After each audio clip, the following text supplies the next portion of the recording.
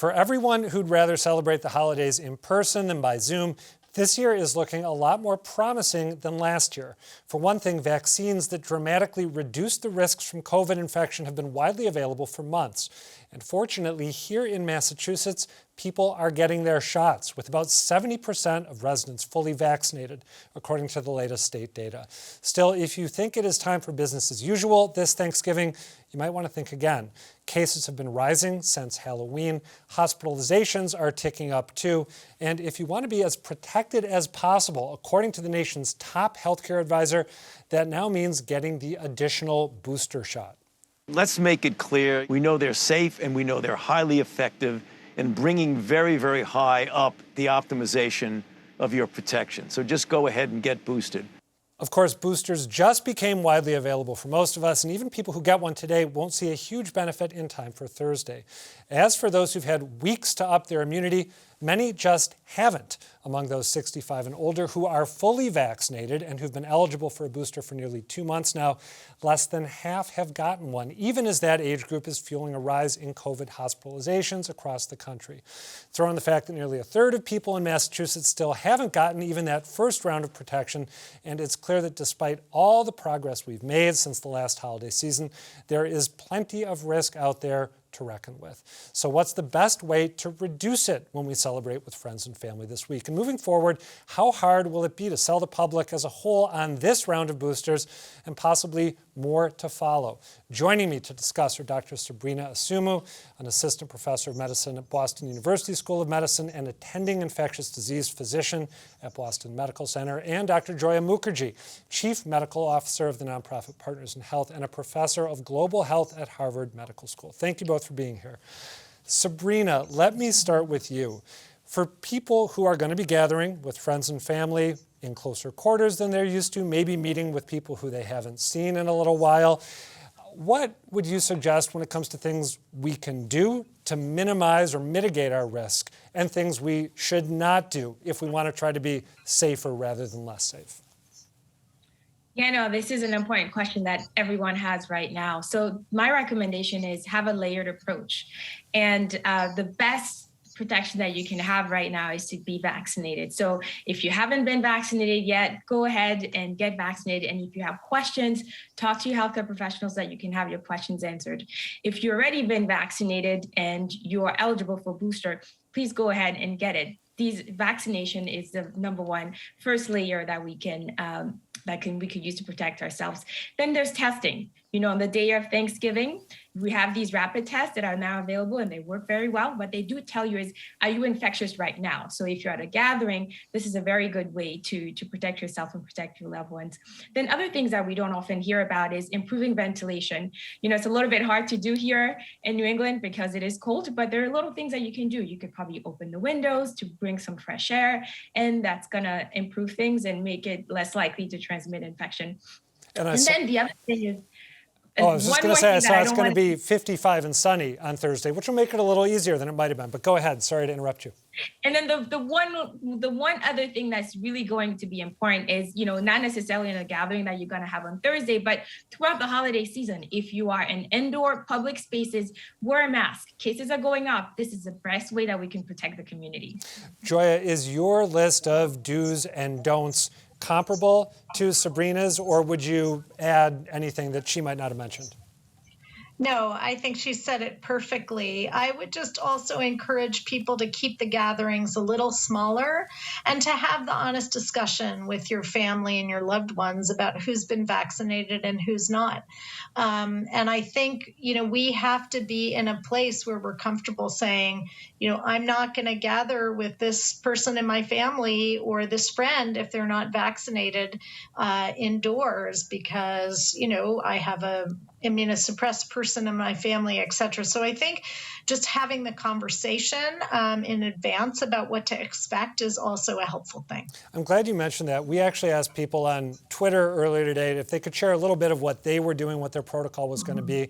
One person mentioned having exactly the kind of conversation that you just mentioned and actually deciding not to include a guest as a result. Emulsion Mike, that's his Twitter handle, said, we're hosting our daughter's family and a young couple their age along with a college-age brother. We're boosted. Everyone's vaxxed, including 5-year-old who got jabbed at the MOS Saturday. You can see him in the background. Sadly, a fixture at our table, our best man, is a skeptic, won't get vaxxed, so he's out. We also heard from Val Frias. She has a couple high-risk people in her family. She said, just my immediate family, twins got their first shots today, and so all 4 of us will stay masked until we do rapid tests since we all go to work or school in person. So 2 fully vaxxed adults and 2 half-vaxxed 11-year-olds and still doing rapids day of, which I think for them means starting Wednesday evening. Sabrina, you mentioned where we're at in terms of case counts, and I want to just pull up the latest visualization of case counts here in Massachusetts because it's worth driving home to people that we are actually in a pretty similar spot to where we were about a year ago. We have cases steadily rising since about Halloween. A little bit of a drop-off in the last maybe 1 or 2 days, but it looks like it could be the beginning of a trend line very similar to the one we saw start around Thanksgiving last November and then continue into January. How worrisome is that trend line to you, given all the gains that we've made in terms of being able to protect ourselves? How concerned should people still be by what we're seeing? I think everyone should be concerned and be vigilant. This is a time when we need to take extra precaution and follow the public health measures that we've been mentioning. But I actually would make one change to what you said. Oh, please. We're actually not in the same place where we were last year. We have actually the solution to get us out of this pandemic. It's called vaccination. Yes. We've been so lucky to have, I am forever going to remember that day when I woke up in the morning and I heard that we had a vaccine that was 95% effective. That was a joyous moment. I never even thought we would get there. So what I want to do is encourage people, especially in Massachusetts, because I think that in Massachusetts, we've done a really good job of vaccinating people, is that we're entering a precarious moment. We need to pay attention. We need to be more vigilant, but we're in a different place. We have vaccinations and we have a way out of this pandemic. I'm glad that you said that because I have a tendency to be kind of a drama queen, catastrophic thinker, emphasize the negative. So I appreciate that corrective. Joia, I want to ask you about the increasing use of boosters or the, increased advice that we use boosters, the fact that they're now available to so many of us. Are we heading into a moment in which to be fully vaxxed, which for so long has meant getting either, the 1-dose shot or the 2-dose shots, is being fully vaxxed going to mean in the months to come having gotten the beginning dose or doses and then whatever booster you are eligible for at that point in time? I think it probably is. We don't know the future, obviously, but we do know that vaccines, the immunity that one gets wane over time. And we've seen that waning in this period in which people have been vaccinated. I think it's a little complicated and it should be explained for your audience that everybody now over 18 may get a booster. Particularly, though, I want to emphasize people who got the 1-shot J&J vaccine should get what's considered a booster, but even if they've had it only 2 months ago. So I think it's just really important for the people who got J&J to understand that this second dose, it could be Pfizer, it could be Moderna, it doesn't matter, but it's very, very important because those are people probably with the least immunity. And of course, we first open this up to elderly people and people with pre-existing conditions, but that doesn't mean that the rest of us won't get some protection from the booster. And I would encourage, and I do think that we will need serial vaccinations, much like we do the influenza every year. I just want to go back to one thing that Sabrina said. Totally agree that we're not in the same place as we were last time, in part because of severity. So even though there is transmission going on, what we see is the people who are vaccinated are not getting as sick. They're not in the hospitals. Our hospitals in Massachusetts are not overwhelmed in the same way. So vaccines work. And we've said from the beginning, no mixed messages at all. You still may be able to have some transmissibility, but it protects you against getting very sick. So the worrisome thing in the winter for any respiratory virus is the dry air, is the winter, right? And then on top of that, because your mucous membranes don't process and remove the virus as quickly when the air is very dry. But then you add in the other respiratory infections like influenza, respiratory syncytial virus. And so those two things, different viruses together can be tough. So I think masking is still very important, also to protect you against the other respiratory viruses that we see this time of year. Since you talked about information people should have when it comes to getting boosters, tell me if I've got this right. You mentioned 2 months for the single dose J&J. You should go get either the Moderna or the Pfizer, if possible, is my understanding. And 6 months for the other two. And again, my understanding is that I got Moderna, I still need to get the booster. I should get a Moderna shot, right? And vice versa? Or is that not? No, you can get either. You can get either the Moderna or the Pfizer. Okay. Initially, they were saying actually 8 months after your last dose. I haven't seen that has changed, but I think we're just loosening up in general on boosters. So I think the idea is whatever you get, you can get, just as we did with the rollout of the initial vaccine. They all provide excellent protection and there's no interaction between them.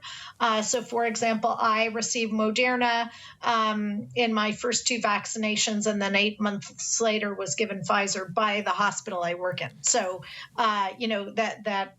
you can mix and match, as they say. Thank you for clarifying that. And it's interesting. I was trying to read up on this, in part because I need to go get my shot. And I think that there's a lot of unclear information out there, including what I said right before you provided clarity. Sabrina, I want to go back to you for a second. Joia talked about how this could become a regular thing, akin to getting, hopefully, your annual flu shot, maybe other routine vaccinations. I'm wondering how tough a sell you think that's going to be for people. There was a poll taken recently which looked at how likely people who had already gotten their full dose, who were quote unquote fully vaccinated, were going to be to get a booster shot. 53% said they already had it or would definitely get it. 24% said they probably would. 12% said they probably wouldn't. And 9% said they definitely wouldn't. Again, that's people who were already quote unquote fully vaxxed. If we are being asked to do this, maybe not just annually, but potentially semi-annually, are people going to be willing to do this? And if they're not, how much of a problem might it create moving forward? Yeah, no, this is a very important point. I think that one thing that's been really tough with this pandemic is that we're trying to convey the data as it's coming out, and we're trying to craft a clear public health message, which is very hard. And I think that's why they changed the booster message, because when you had too many layers, not enough people who really needed it were getting the message. So having a clear public health message is sort of the way to go, especially during a pandemic. I think that is going to be hard, but I'm a little hopeful. I'm a little hopeful that we may not need the boosters as regularly and as often. And the reason why I'm saying this is that what we did discover as we're looking at the data that are coming out is that when you give the immune system 6 months to mature, you actually get a better response. And I'm hoping that it's going to be a little more long lasting, so that it'll be a better sell for people if we're like, maybe it's every 2 to 3 years that you need this shot. So I'm hoping that we'll continue to get more data, and then we may not have to ask people to do this as frequently, just because they'll be better protected if they get that initial booster that we're recommending now. That's really encouraging. Joia, I hear you agreeing as Sabrina talks. Do you want to get the last word here? Yeah, I think it's important for us to remember that the terrible pandemic that we're in was caused by what we call a novel virus. And the reason we call it novel is it's novel in humans, that particular coronavirus. And so the reason influenza, even though it's slightly different every year, it's not considered novel, is that we have some memory in our immune system. So even if people aren't vaccinated, there's some memory there. Now, of course, we encourage, as infectious disease doctors, both of us, we encourage people to get vaccinated. I certainly always get my flu shot. But the shift that Sabrina is talking about is going, when we finally get out of this, going from a novel virus to one which people have been exposed either through infection or through vaccination, and it sort of incurs this memory response. And I just do want to briefly clarify that I checked while you were asking your next question. It is 6 months, not 8 for the booster. It was 8 initially, Excellent. now 6 months. You can get any shot, 2 months for the J&J. That is great. I love the real-time fact check. Joia Mukherjee and Sabrina Assoumou, thank you both for the guidance. Really appreciate it. Thank you. Thanks.